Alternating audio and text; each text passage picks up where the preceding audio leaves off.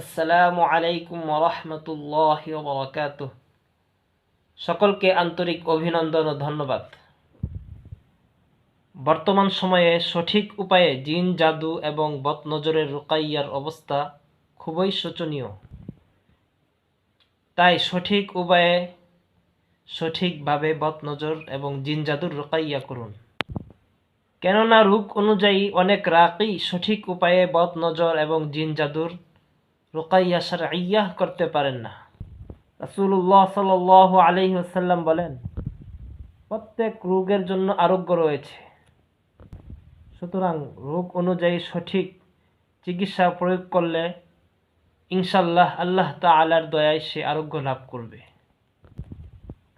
তাই যারা জিন এবং জিন জাদু বদনজরের সমস্যায় রয়েছেন তারা রুকাইয়া শারঈয়া করুন।